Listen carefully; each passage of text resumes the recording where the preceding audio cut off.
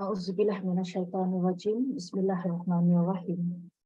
Alhamdulillahirabbil alamin wassalatu wassalamu ala asyrafil anbiya'i wa mursalin Sayyidina Muhammadin wa ala alihi wa sahbihi ajma'in. Allahumma aftah alaina hikmataka wanshur alaina min khazaini rahmatika ya arhamar rahimin. Allahumma aina ala zikrika wa syukrika wa husni ibadatik. Allahumma faqihna fid dini wa alim ta'win. Allahumma faqihna fid dini wa alim ta'win. Rabbi shrah li sadri wa yassir li amri wahlul 'uqdatam min lisani yafqahu qawli. Amma ba'd. Assalamualaikum warahmatullahi wabarakatuh. Kami ucapkan kepada semua pengikut Nur Islam Academy dan juga Puan Admin dan terutama sekali kepada Al-Fadil Ustaz Datuk Dr. Daniel Zainal Abidin. Apa khabar Datuk pada malam ini? Alhamdulillah baik, Puan Lin. Alhamdulillah. Sana hujan ke Penang? Ya, Tuan Puan Lin. Di sana hujan ke Datuk? Hujan Puan Lin. Alhamdulillah. Alhamdulillah. Jadi Datuk sudah bersedia? Bersedia, Alhamdulillah. Alhamdulillah. Jadi kalau Datuk bersedia, kita boleh bermula Datuk ya? Silakan, insyaAllah. Ya. Muka surat 93 Datuk ya? Muka surat 93. Okey. Okey, baik. Tafadhal. Masykur. InsyaAllah, terima kasih. Assalamualaikum warahmatullahi wabarakatuh. Alhamdulillah. Wassalatu wassalamu ala Sayyidina Muhammad wa ala alihi wa sahbihi ajma'in. Amma ba'd. Lagi sekali terima kasih kepada Puan Lin daripada Nia Academy, tuan-tuan dan puan-puan yang dihormati lagi dimuliakan. Kita sedang berbicara tentang the power of Al-Quran. Kita cuba memahamkan diri kita tentang apa itu Al-Quran, tentang sikap kita ketika kita membaca, berinteraksi dengan Al-Quran, apakah tujuan Al-Quran diturunkan kepada kita dengan perantaraan Nabi Muhammad SAW. Semua itu akan kita fahami bila kita membicarakan buku ini. Dan kita masih membicarakan bab ke-15, iaitu sikap kita terhadap Al-Quran. Dan telah kita sebutkan pertamanya tentang sikap kita memuliakan Al-Quran dan tidak mencemuh Al-Quran. Dan yang keduanya kita berbicara tentang kepentingan kita beriman dan beramal sepenuhnya, bukan separuh-separuh Al-Quran. Bukan sekadar mengambil apa yang kita rasakan sesuai untuk diri kita dan kita mengetepikan ataupun menolak sesuatu yang kita rasakan tidak sesuai dengan kita. Itu tidak boleh kita lakukan. Yang ketiganya, kita tidak menyembunyikan isi-isinya. Jangan kita menjadi seperti golongan Bani Israel ataupun golongan Yahudi. Mereka menyembunyikan sebahagian daripada kitab Taurat, termasuk antaranya isi yang menceritakan tentang kerasulan Nabi Muhammad SAW. Mereka rahsiakan, mereka sembunyikan. Maka perangai mereka itu jangan kita contohi. Hendaklah kita menceritakan isi-isi Al-Quran, walaupun kebenaran Al-Quran itu kadang-kala kena ke batang hidung kita sendiri. Kita kena menjelaskannya dan kita perbaiki diri kita dari semasa ke semasa. Itu yang ketiga. Yang keempat, hendaklah kita membaca Al-Quran dengan betul. Bukan sekadar kita tadabbur, kita nak faham Al-Quran, walaupun itu baik, tetapi membacanya juga perlu dengan baik. Dan kita telah menyentuh tentang kepentingan membaca Al-Quran dengan tartil. Artinya dengan elok, tidak bergopoh-gapah, tidak terlampau laju hingga menelan huruf-huruf tertentu daripada Al-Quran. Hendaklah kita baca dengan damai dan tenang. Dan hendaklah kita membaca dengan tajwid yang betul. Membaca Al-Quran dengan tajwid yang betul, hukumnya adalah wajib. Maka wajib kita mempelajari ilmu tajwid. Dan yang kelimanya, hendaklah kita membaca Al-Quran dengan haqqa tilawati. Hendaklah kita membaca Al-Quran dengan haqqa tilawati. Artinya membaca Al-Quran dengan sebenar-benar pembacaan. Hal ini kita peringatkan sekali lagi sebab hal ini sering dilupakan, dialpakan oleh ramai orang. Dia berdasarkan surah Al-Baqarah ayat 121.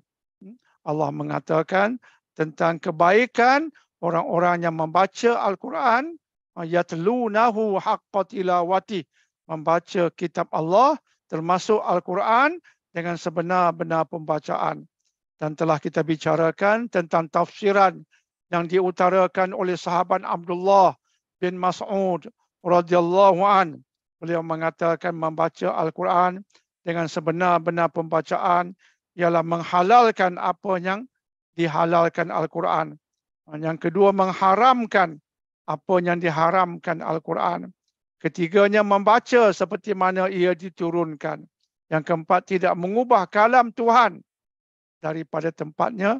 Dan yang kelima, tidak mentakwil ataupun mentafsir Al-Quran secara salah. Jadi aspek pertama dan yang kedua iaitu menghalalkan apa yang Quran halalkan, mengharamkan apa yang Quran haramkan, memerlukan kita memahami kalam Allah. Jika tidak memahami, kita tak tahu apa yang Quran halalkan dan apa yang Al-Quran haramkan. Jadi memahami Al-Quran itu amat penting supaya kita tahu the do's and don'ts in the Quran. Supaya kita tahu apa yang perlu kita buat dan apa yang perlu kita tinggalkan daripada Al-Quran. Kemudian yang kelima, diperingatkan supaya kita tidak bercakap tentang Al-Quran secara sembrono. Salah kita memberi pendapat, salah kita mentafsir Al-Quran dengan cara sembrono, itu artinya satu pendekatan yang salah. Itu yang kelima. Dan yang keenam ialah tentang kepentingan kita tadabbur Al-Quran. Tadabbur artinya kita seperti kata Imam Ibn Katsir, iaitu mengamati dan memahami isi-isi Al-Quran. Itu maksud paling mudah tentang kalimat tadabbur. Maksud paling mudah tentang pengertian tadabbur ialah mengamati dan memahami isi-isi Al-Quran. Pastinya mengamati dan memahami itu untuk akhirnya kita menghayatinya dalam kehidupan. Menjadikannya sebagai formula, kaedah, penyelesaian ke semua masalah berpandukan Al-Quran. Itu yang keenam. Dan yang ketujuhnya, tamasuk, iaitu berpegang teguh dan beramal dengannya. Sampai ke bila-bila kita berpegang dengan ajaran Al-Quran. Walaupun kita ada banyak kelemahan, tapi kita wajib tamasuk, berpegang teguh. Berpegang teguh artinya berpegang teguh, berpegang secara serius setiap aspek yang Al-Quran tekankan, bicarakan. Itu yang ketujuh. Dan malam ini kita sambung kepada yang nombor 8, iaitu selepas kita beramal, kita faham, kita kena menyebarkan risalah Al-Quran. Ini berdasarkan surah Qaf ayat 45. Allah berfirman, nahnu a'lamu bima yaqulun wa ma anta 'alaihim bijabbar fadzakkir bil Qur'ani man yakhafu wa'id. Maksudnya, kami lebih mengetahui apa yang mereka katakan dengan pelbagai tuduhan terhadapmu, ya Muhammad alaihi salatu wassalam. Dan kau bukan seorang yang berkuasa, yakni berkuasa memaksa mereka supaya beriman. Oleh itu, berilah peringatan berdasarkan Al-Quran kepada orang yang takutkan janji azabku. Dalam tafsir Al-Azhar oleh Hamka berkata, bagaimanapun cercaan yang engkau terima, teruskan dengan usahamu. Isikan mereka selalu dengan peringatan Al-Quran. Ini tafsir oleh Hamka dalam tafsir Al-Azhar. Artinya, apa saja yang mereka lakukan terhadapmu, dengan cercaan mereka, dengan kutukan mereka terhadapmu, jangan kamu merasa lemah. jangan kamu berputus asa. Terus mengisikan mereka dengan peringatan daripada Al-Quran. Jadi aspek pertama berdasarkan ayat ini ialah terus menerus kita sampaikan mesej Al-Quran. Apatah lagi kepada orang yang bersedia nak menerimanya dari kalangan orang-orang Islam yang memang takut dengan azab Allah. Maka mereka bersedia nak dengar Al-Quran supaya mereka dapat menjauhkan diri daripada perbuatan-perbuatan yang Allah benci sebab mereka yakhafu wa'id, sebab mereka takut kepada janji azab Allah. Oleh sebab mereka takut, mereka nak cari apa yang Allah larang daripada mereka lakukan dan mereka mencari apa yang Allah mahu mereka laksanakan. Dengan itu mereka mengharapkan mereka tidak mendapat azab Allah. Sebab itu antara perkara yang kita harapkan terhasil pada kita bila kita belajar agama, kita tadabbur Al-Quran, kita kaji Al-Hadis, kita harapkan, benar-benar kita harapkan ialah antara perkara yang terhasil ialah rasa takut tu ada pada jiwa kita. Rasa takut tu ada pada kita, rasa takut. Kalau kita belajar, dengar ceramah sana sini, tadabbur sana sini, tapi rasa takut tu tak ada. There's something wrong pada iman kita. Something is wrong somewhere with our faith. Ada benda tak berapa betul. Kalau kita ulang kaji balik tentang kisah Habil dan Qabil, merujuk pada surah Al-Ma'idah, surah nombor 5 ayat 27 ke atas. Bagaimana Habil dan Qabil diperintahkan Allah untuk membuat korban. Bukan sahaja kita buat korban, zaman dahulu sudah ada korbannya. Maka Habil ini dia dikatakan sebagai penternak, maka dia keluarkan korban dalam bentuk ternakan haiwan ataupun dalam bentuk penyembelihan binatang ternakan. Qabil dikatakan sebagai petani, maka dia keluarkan korbannya dalam bentuk hasil-hasil dusun dan sebagainya. Maka korban Qabil ditolak oleh Allah. Korban Habil Allah terima. Padahal sama-sama anak Rasul, anak Nabi Adam. Sama-sama mengeluarkan korban kerana Allah. Tetapi korban Qabil ditolak, korban Habil Allah terima. Maka Qabil sudah marah, maka dia telah berkata pada saudara kandungnya Habil, la aqtulannak, aku pasti akan membunuhmu. Begitu sekali marahnya Qabil kepada Habil. Kemudiannya memang dia membunuh Habil. Tapi sebelum Habil dibunuh, Habil berkata, aku tidak akan membuat apa yang kamu nak perlakukan ke atasku. Kerana dua perkara yang Habil sebut yang dirakamkan oleh Al-Quran. Pertama, Habil beritahu Qabil, innama yataqabbalullahu minal muttaqin. Sesungguhnya Allah hanya menerima amal termasuk korban yang datang dari orang yang ada takwa. Allah hanya menerima amal kita kalau amal itu kita lakukan dengan takwa. Bila kita sebut takwa itu ada keikhlasan, kesungguhan untuk patuh Allah. Kita buat ini bukan sebab apa? Sebab Allah mahu kita melakukannya. Itu takwa.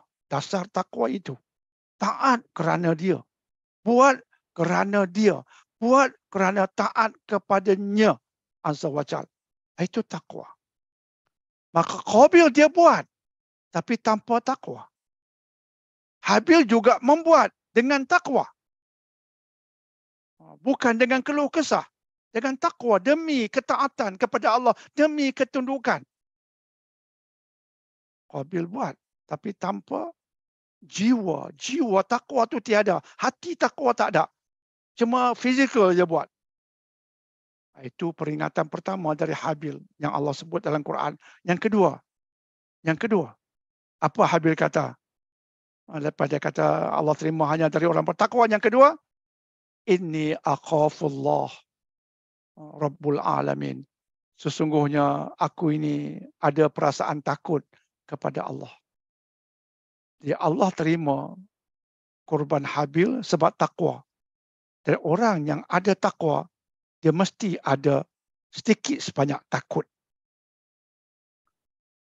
Jadi kita belajar agama ini antara benda besar yang kita kena faham. Kita belajar agama, tadabbur Al-Quran, dengar ustaz itu, dengar ustaz ini, bukan tujuannya nak kutuk orang. Bukan tujuannya nak katakan kita hebat, kita pelekehkan orang lain. Ada orang nak cerita, ustaz saya itu, saya pernah dengar ustaz ini. Bagus. Tapi semata-mata dengar ustaz glamour, ustaz selebriti, itu bukan pertanda kita okey. Kita hanya okey bila kita mendengar dari sesiapa pun dan ia menghasilkan di penjuru kita ini takwa. InsyaAllah itu baru okey. Itu baru sebuah pembelajaran. Itu baru belajar betul-betul. Tapi andai kata kita dengar ceramah sana sini, punya ramai ustaz yang kita dengar, beritahu pula orang tentang hal itu, tapi hasil yang bernama takwa tiada. Artinya apa yang kita pelajari itu tidak bermanfaat. Kita mau hasilannya takwa, dan bila ada takwa, mesti ada takut. Takut bukan takwa. Jangan tersilap ya, tuan-tuan dan puan-puan. Takut bukan takwa.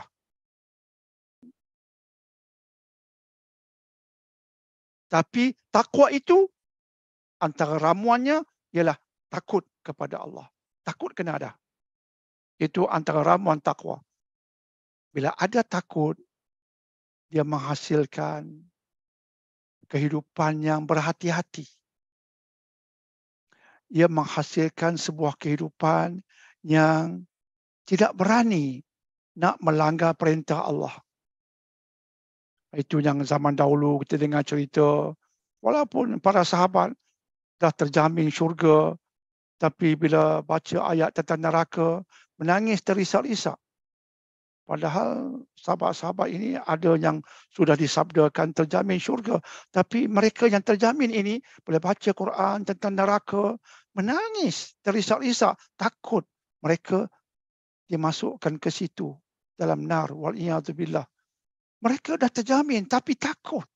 Itulah intisari orang bertakwa. Takut kena ada. Dia tidak mengada, dia tidak sombong. Dia tidak mengatakan, I am okay. Dia takkan kata benda itu. Dia sentiasa mengatakan, I'm not okay. Aku belum terjamin lagi. Walaupun sudah ada jaminan dari sabda Nabi SAW. Kita ini tak ada jaminan langsung. Tiba-tiba dok rasa okey. Siapa yang beritahu kita okey?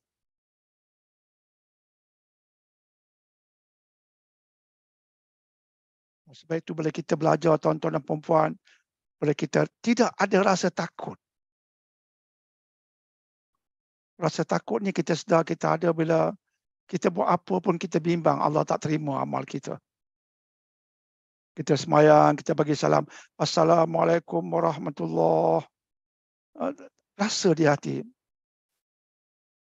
Okey ke solatku tadi? Allah terima ke? Rasa takut.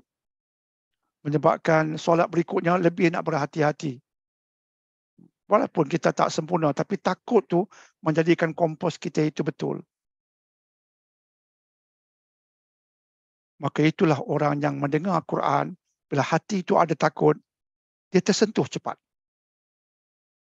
Tapi orang yang tak ada itu yang dengar Quran terlena. Dengar orang baca Quran, dengar tafsir Quran, tadabbur pun tidur. Baguslah. Dia hadir juga. Tapi jiwanya begitu. Dia tak ada rasa takut. Tidur, lena. Ada berdengkur pula. Itu bab ke-15. Saya sentuh itu sebab itu penting. Kita bincang hasilan. Tidak sahaja kita berterus-terusan satu bab ke satu bab, tapi kita nak hasilan. Terus kita masuk ke bab ke-16. Ilmu ulumul Quran. kita nak bahas sedikit tentang ilmu ulumul Quran. Yang kita bicarakan sebelum ini sebenarnya ada berkaitan dengan ulumul Quran. Tapi sekarang kita nak faham cara lebih khusus. Iaitu Al-Quran kalam Allah. Bagi memahami kalam Allah, kita perlu menjaga adab-adabnya. Nak faham kalam Allah, kena faham metodologinya, adab-adabnya. Untuk tujuan itu, ilmu ulum Quran perlu kita kuasai. Ulum Al-Quran, dia ada dua kalimat penting. Pertama, ulum ain, lam, waw, mim. Ulum ain. Ulum Al-Quran, itu kalimat yang kedua. Ulumul Quran ialah kajian berkaitan Al-Quran. Ilmu yang berkaitan kajian terhadap Al-Quran. Ia merangkumi ilmu yang menjelaskan sebagai contoh. Sebab musabab turunnya ayat. Sejarah penulisan dan pembukuan Al-Quran. Kena tahu. Susunan ayat. Mengapa ayat-ayat awalan surah Iqra turun paling awal, tapi susunannya di belakang. Ada perbincangan. Waktu penurunan ayat, bila ayat ni turun? Ilmu nasikh. Ini perbincangan panjang. Ilmu nasikh iaitu berkaitan ayat yang batal hukumnya dan mangsuh. Oh, ini tersilap ni. Ilmu nasikh dia terbalik di sini. Oh, kenapa betulkan? Mangsuh, ilmu ayat mangsuh, perbetulkan di sini. Mangsuh ialah ayat yang batal hukumnya. Mangsuh artinya dibatalkan. Mangsuh artinya dalam bahasa Arab dibatalkan. Dibatalkan. Dalam bab ulum Al-Quran, saya kena buat catatan ni, silap. Dalam bab ulum Al-Quran, mangsuh artinya ayat Al-Quran yang hukum dalam ayat itu terbatal. Hukum dalam ayat itu terbatal. Sekejap saya buat catatan sikit. Nasikh artinya ayat yang datang kemudian menggantikan hukum ayat yang mangsuh. Jadi ilmunya nasikh dan mansuh. Saya ulangi. Mansuh artinya dalam bab ulum Al-Quran ialah ayat-ayat yang dalamnya ada hukum. Kita masih membacanya sampai bila-bila mendapat pahala. Tapi hukum dalam ayat itu terbatal. Contoh yang paling jelas, ayat tentang arak. Ada ayat yang turun dan tentang arak yang mana jangan diminum hanya ketika nak solat. Ada ayat itu. Takkan kita nak beramal dengannya hari ini. Ketika nak bersolat tak boleh minum. Lepas Isya baru minum. Sebab waktunya antara Isya dan subuh selang masa tu lama. Jadi hilanglah mabuk. Bila datang subuh. Ada ayat yang macam itu. Di peringkat awal Islam. Kemudian datang ayat dalam surah Al-Ma'idah yang mengharamkan arak 100%. Jadi ayat yang mengharuskan minuman arak pada ketika tertentu, itu hari ini dipanggil ayat itu mansukh. Ayatnya ada tapi hukum dalam ayat dibatalkan. Yang menggantikan ayat itu ialah ayat yang mengharamkan arak 100%. Innamal khamru wal maisiru wal ansabu wal azlamu rijsun min amali syaitan. Ayat yang itu dia datang mengharamkan arak sama sekali. Tak kira di waktu solat, di luar solat.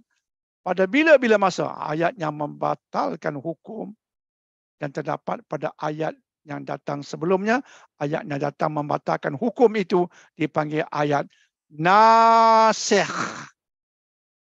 Nun alif sin kha. Nasikh. Clear?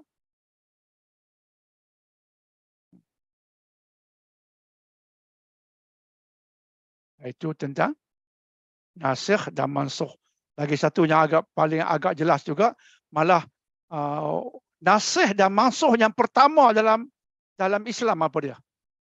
Soalan cepu mas. Hukum-hukum yang diamalkan terbatal hukumnya di zaman Nabi SAW. Perkara pertama yang dibatalkan hukumnya dalam syariat apa dia?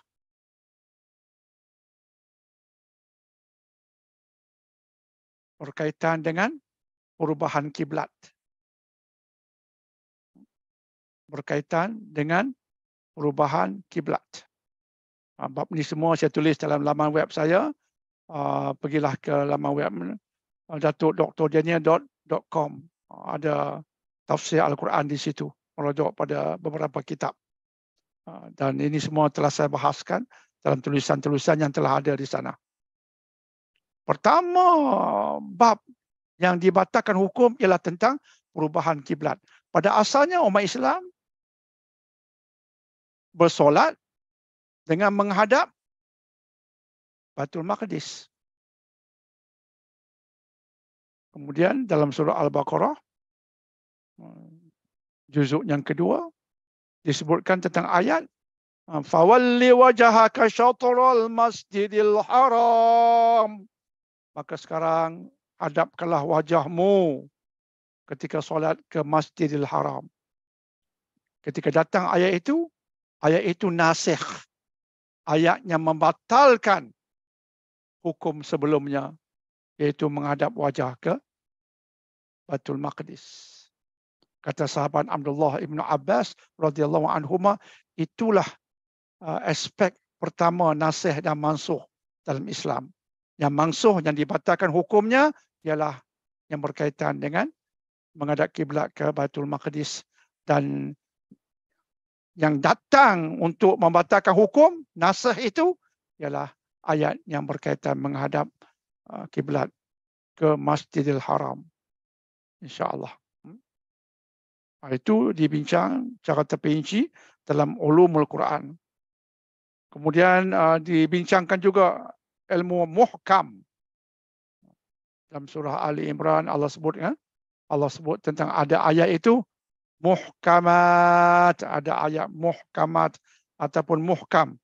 Itu muhkamat, ada ayat yang mutasyabihat. Ada ayat yang muhkamat, ada ayat yang mutasyabihat. Muhkamat ialah ayat yang jelas hukumnya.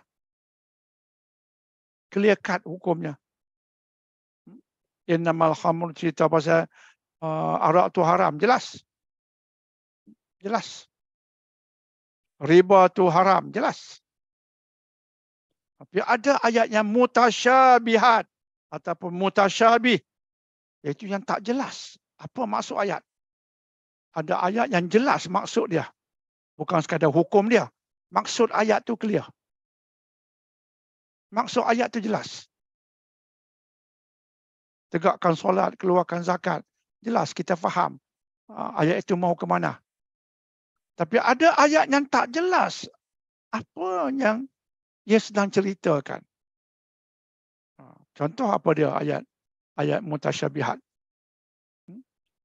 Ayat apa yang boleh kita sebutkan sebagai contoh tentang ayat mutasyabihat? Ayat apa? Ayat yang berkaitan dengan alam ghaib. Itu jelas mutasyabihat. Contoh, Ar-Rahmanu 'alal 'arsy istawa. Allah Ar-Rahman bersemayam di atas arasy. Allah bersemayam di atas arasy. Mana boleh kita faham? Tak mungkin kita faham. Kita baca apa yang Allah turunkan dan kita beriman dengannya tanpa kita cuba nak bayangkan bagaimana kejadian itu, nak perincikan tentang bagaimana Allah semayam. Jangan. Dia boleh menyebabkan kita jadi sesat. Kita baca dan kita beriman dengan isinya dan maksudnya, serah semuanya pada Allah.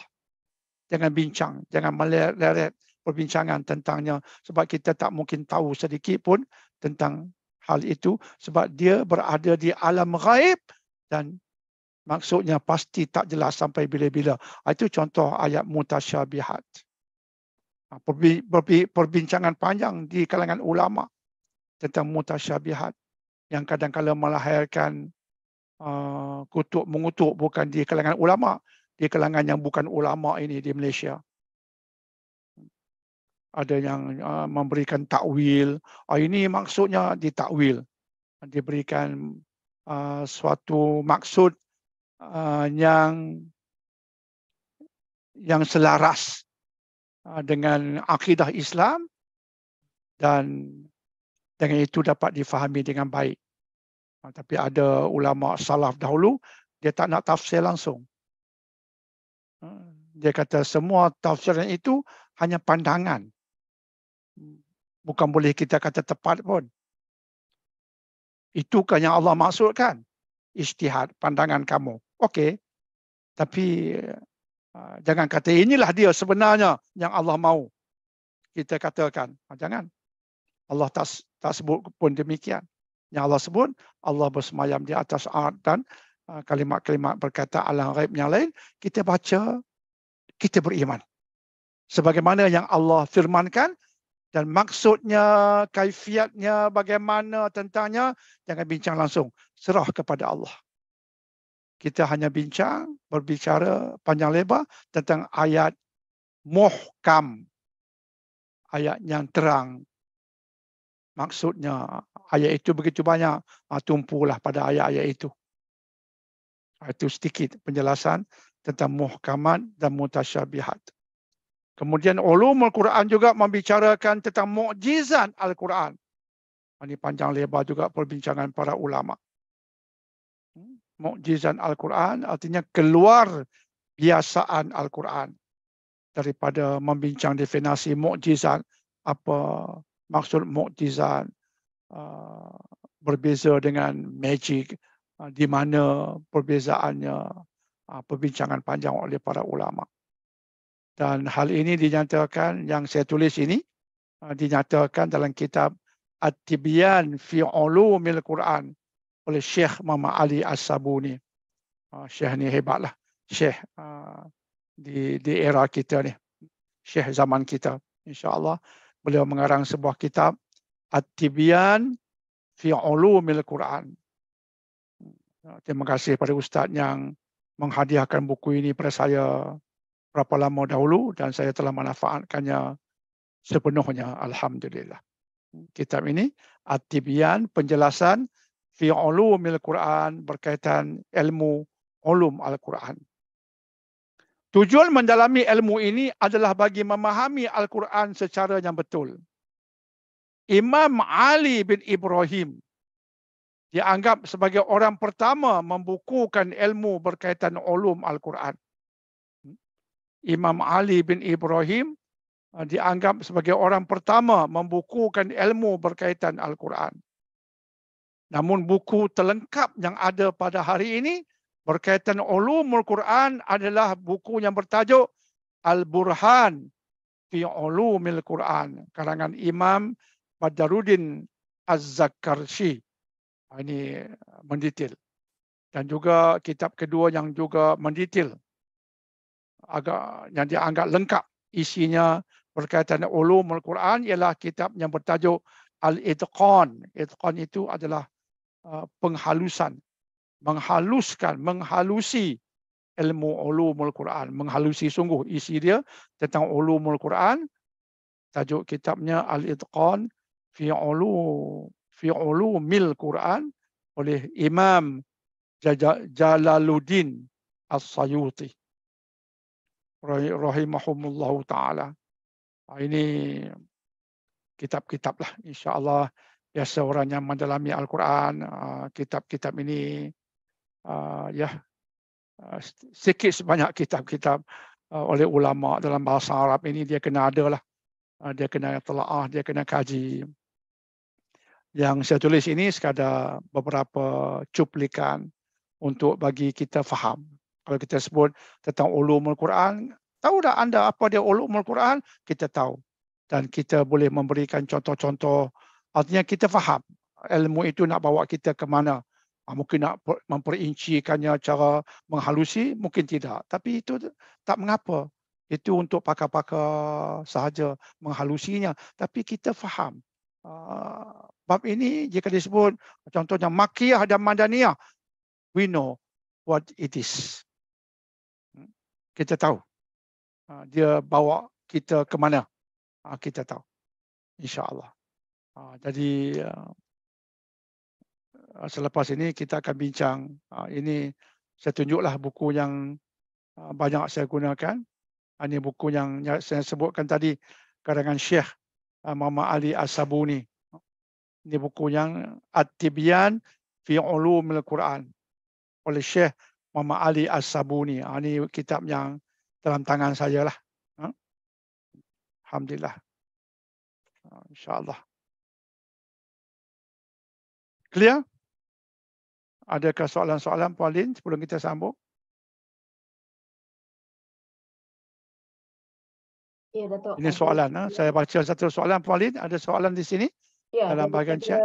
Puan Zainab, salam Datuk, bolehkah membaca Al-Quran untuk mendapat habuan dunia semata-mata? Contoh, membaca surah Al-Waqiah sebab nak kaya dan murah rezeki. Mohon penjelasan Datuk. Terima kasih. Okey.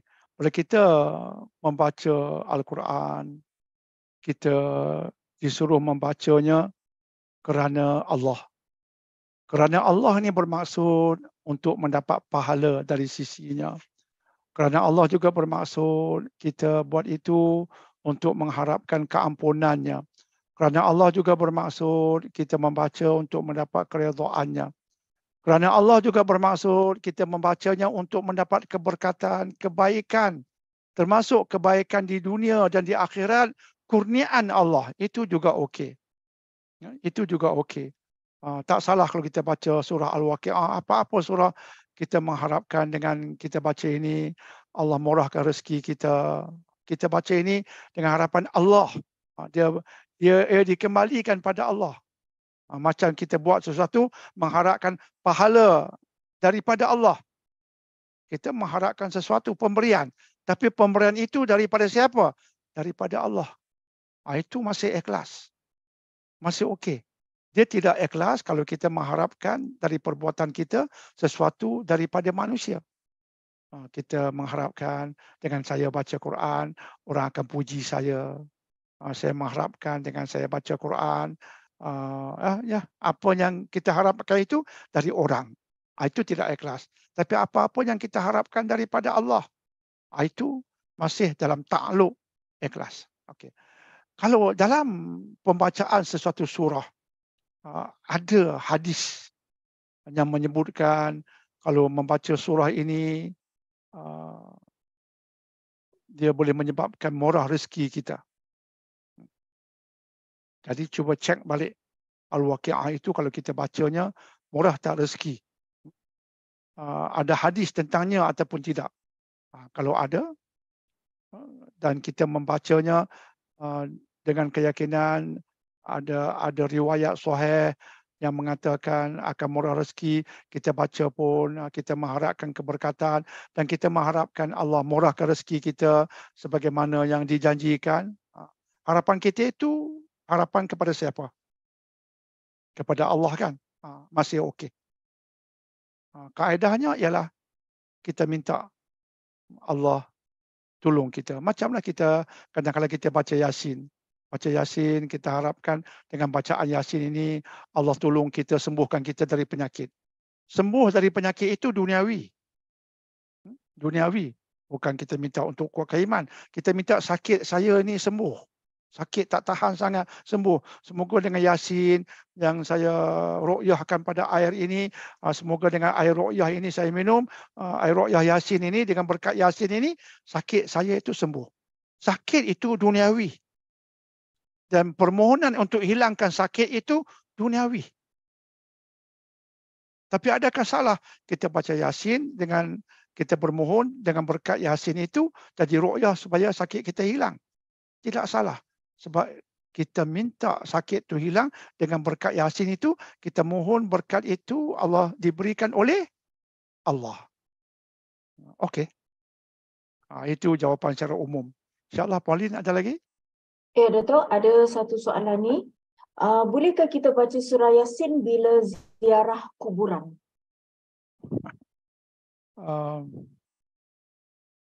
Boleh, boleh. Bukanlah dilarang.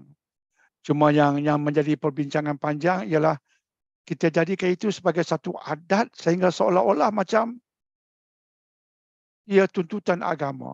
Itu saja yang jadi perbincangan. Tapi sebenarnya tidak salah.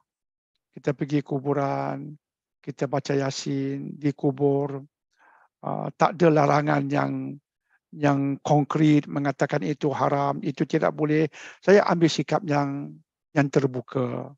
Lagi sekali, saya ambil sikap yang terbuka dalam hal-hal yang tak ada dalil konkret yang melarang. Saya ambil sikap terbuka. Baca Yasin, nak hadiahkan pada si mati, ya ada khilaf. Boleh, insya-Allah. Boleh. Nak baca di rumah, silakan. Nak baca di kubur, silakan. Jadi, insya-Allah ya, ada keterbukaan di situ. Itu Ada saja lagi soalan? buat masa ni, itu saja, Dato'. Okey. Baik, kita pergi malam ini, kita masuk satu bab khusus dan kita sambung bulan hadapan, bab yang berikutnya, iaitu kita bincang Makkiyah dan Madaniyah untuk malam ni. Kita nak masuk pada bab Makkiyah dan Madaniyah. Makkiyah adalah ayat ataupun surah yang diturunkan sebelum hijrah, walaupun tidak diturunkan di Mekah. Itu dari segi sudut definisi. Ada orang yang tersilap, dia dengar kalimat Makkiyah, dia dengar Makkiyah, dia terus teringat Mekah. Maka dia pun mengatakan Makkiyah ialah ayat ataupun surah yang turun di Mekah. Itu tidak betul. Makkiyah ini tiada perkaitan dengan Mekah. Makkiyah ialah ayat ataupun surah yang diturunkan sebelum hijrah. Itu kena faham. Walaupun tidak diturunkan di Mekah.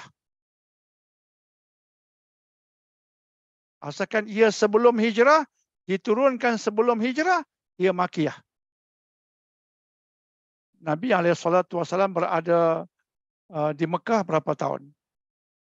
Lebih kurang 13 tahun. Wahyu-wahyu turun sebelum hijrah.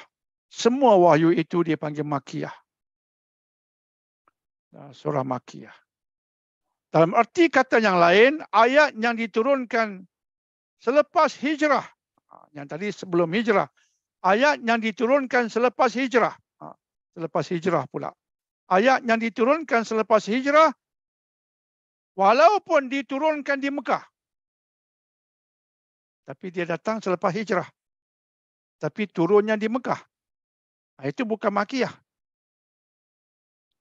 Sebab ia diturunkan selepas hijrah. Walaupun diturunkan di Mekah ataupun Arafah, dia ayat Madaniyah. Clear? Di ayat ataupun surah yang turun selepas hijrah, ia Madaniyah. Madaniyah bukan Madinah. Jangan silap. Ramai tersilap di sini. Madaniyah bukan Madinah. Ia membicarakan tentang ayat ataupun surah yang turun selepas hijrah. Ya, kebanyakannya di Madinah. Tapi kadang-kala tidak diturunkan di Madinah. Dia tetap Madaniyah. Walaupun tidak diturunkan di Madinah. Sebab dia diturunkan selepas hijrah. Sebagai contoh surah An-Nisa. Surah nomor 4 ayat 58. Innallaha ya'murukum an tu'addul amanati ila ahliha. Wa idza hakamtum bainan nasi an tahkumu bil 'adl. Innallaha ni'ma ya'izukum bih. Innallaha kana sami'an basira. Sungguhnya Allah menyuruh kamu menyampaikan amanat kepada yang berhak dengannya. Dan apabila kamu menjalankan hukum antara manusia, hendaklah kamu menghukum dengan adil. Sesungguhnya Allah memberi pengajaran yang sebaik-baiknya kepadamu. Sesungguhnya Allah sentiasa mendengar lagi sentiasa melihat. Baik. Ayat ini diturunkan pada tahun penaklukan kota Mekah. Dia diturunkan ketika berlaku penaklukan kota Mekah. Artinya diturunkan di Mekah. Namun ia dimasukkan dalam kategori Madaniyah disebabkan penaklukan kota Mekah berlaku selepas hijrah. Walaupun berlaku ketika penaklukan kota Mekah, di Mekah ia diturunkan, tetapi ia tidak dipanggil Makkiyah. Walaupun diturunkan di Mekah, dia dipanggil Madaniyah sebab diturunkan selepas hijrah. Walaupun diturunkan di Mekah. Dalam mabahis fi ulumil Quran, Syekh Manna Al-Qattan, ini juga sebuah kitab membicarakan tentang ulumul Quran oleh ulama masa kini. Ulama masa kini, Syekh Manna Al-Qattan. Kitabnya bernama Mabahis fi ulumil Quran. Beliau mengatakan inilah definisi terbaik berhubung Makkiyah dan Madaniyah berbanding pendapat yang lain. Ada pendapat lain, beliau berkata tidak kuat, tidak kukuh. Definisi Makkiyah dan Madaniyah terbaik yang telah saya sebutkan tadi. Baik. Pada dasarnya ayat atau surah Makkiyah, yakni surah ataupun ayat Makkiyah artinya yang diturunkan sebelum hijrah, dia ada fokus. Ia memfokuskan kepada aspek tauhid, konsep ibadah, pembuktian kebesaran ilahi tentang hari kiamat, pembalasan syurga neraka, dan tidak sangat, bukan tidak ada, dan tidak sangat memfokuskan terhadap hukum hakam secara terperinci. Tidak sangat. Manakala ayat atau surah Madaniyah pula memfokuskan kepada perincian ibadah, muamalat, hukum hakam kekeluargaan, hukum hakam warisan, hukum hakam berjihad, hukum hakam aspek sosial, hubungan antara bangsa dan seumpamanya. Surah Makkiyah memfokuskan juga tentang tauhid, memfokuskan juga tentang syurga neraka, memfokuskan juga tentang hari kiamat. Ya, memang ada. Fokus itu sentiasa ada. Tetapi surah Madaniyah banyak memfokuskan kepada aspek perincian hukum hakam di pelbagai disiplin dalam pelbagai bidang. Kefahaman tentang Makkiyah dan Madaniyah memampukan kita membezakan antara ayat yang diturunkan dahulu dan yang diturunkan kemudian. Ini antara kepentingannya. Bila ulama kaji, antara benda penting yang diamati ialah mana turun dahulu, mana turun kemudian. Dia akhirnya ada berkaitan pula dengan bab apa. Nak tahu mana turun dahulu. Oh ini Makkiyah ya, ini Makkiyah. Itu Madaniyah ya, Madaniyah. Kita tahu yang Makkiyah ni turun terlebih dahulu berbanding ayat yang mungkin babnya sama tapi turun di tahap Madaniyah. Madaniyah itu kemudian. Dia jadi penting masa bila? Masa membincangkan aspek hukum yang batal hukum yang tidak, hukum yang datang mengganti hukum sebelumnya. Hukum yang datang mengganti itu biasanya yang datang kemudian. Jika ada satu ayat dia Makkiyah, satu ayat dia Madaniyah, pastinya Madaniyah itu dia dalam aspek tertentu dia mungkin telah membatalkan hukum dalam ayat Makkiyah. Sebab Makkiyah itu datang sebelum Madaniyah. Itu perbincangan dalam bentuk perincian lah. Antara kepentingannya ialah nak mengetahui ayat dan hukum mana yang turun datang terlebih dahulu. Dengan itu kita dapat mengetahui hukum yang dibatalkan serta hukum yang menggantikannya. Ilmu ini juga dapat dimanfaatkan bagi menghubung kaitkan ayat-ayat Al-Quran dengan episod sejarah perjuangan Nabi Muhammad SAW. Bila kita tahu satu ayat itu dia makiyah, kita tahu dia berkait dengan episod perjuangan Nabi sebelum hijrah. Banyak memfokuskan tentang Nabi dengan Quraisy. Madaniyah, kita tahu ia memfokuskan tentang episod perjuangan Nabi selepas hijrah dan banyak berkaitan dengan Ansar, banyak berkaitan dengan Yahudi.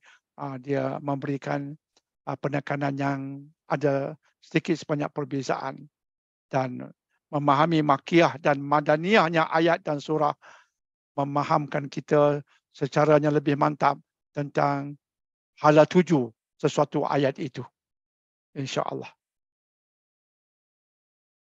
Okey. Tadi saya rasa mencukupi untuk malam ini, Puan Lin, insya-Allah.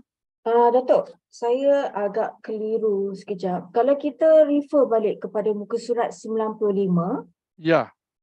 Last paragraph tu ada Ya. Datuk tulis dalam erti kata yang lain, ayat yang diturunkan selepas hijrah walaupun diturun di Mekah ataupun Arafah adalah ayat Madaniyah. Ya. Contoh daripada surah An-Nisa kan, Datuk? Ya. Jadi bila kita sebut selepas hijrah tu bermaknanya Prophet sallallahu alaihi wasallam dah berhijrah ke Madinah, betul? Betul. Datuk? Betul. Jadi diturunkan selepas baginda berhijrah ke Madinah, selepas baginda berhijrah. Betul. Okey. Jadi ayat ni diturun di Mekah kan, Datuk? Ayat Ya. surah An-Nisa ni. Ya, betul. Jadi siapa Betul. yang receive ayat tu kalau Prophet sallallahu alaihi wasallam dah berada di Madinah? Masa penaklukan itu baginda berada kan? Masa penaklukan itu baginda berada di kota Mekah. Okey, ada. Nabi SAW berada di kota Mekah. Masa penaklukan baginda pun bersama-sama dengan sahabat. Baginda dapat wahyu ketika itu. So masa tu Prophet sallallahu alaihi wasallam belum berhijrah ke Madinah. Nabi sudah berhijrah. Sudah berhijrah, tetapi ketika penaklukan baginda kembali ke Mekah. Baik, faham. Jadi nak peringatkan walaupun berada di Mekah, dia tak dipanggil ayat makiyah sebab baginda datang selepas hijrah. Ya, baik. Okey, clear Puan Lin? Okey, baik. Jazakallah khairan. Okey, ada lagi? Puan Lin? Setakat ni tak ada lagi soalan, Datuk. Jadi saya rasa cukuplah Puan Lin untuk malam ni, insya-Allah. Baik, insya-Allah. Jadi insya-Allah kita berjumpa lagi, Datuk, pada minggu kedua bulan Ogos, Datuk, pada Bismillah, insya-Allah. Bismillah. Pada 11 hari bulan 8, insya-Allah. Insya-Allah, Puan Lin, insya-Allah. Baik, jadi bagi pihak Nur Islam Academy dan juga Puan Admin, kami mengucapkan jazakallahu khairan kepada semua, terutama kepada Al-Fadhil Yang Mulia Ustaz Datuk Dr. Dania untuk pengisian kuliah pada malam ini, Datuk, ya. Alhamdulillah. Ya, jadi kami sudahi dengan wabillahi taufiq wal hidayah. Wassalamualaikum warahmatullahi wabarakatuh. Waalaikumsalam warahmatullahi wabarakatuh. Terima kasih, Datuk. Sama-sama, Puan.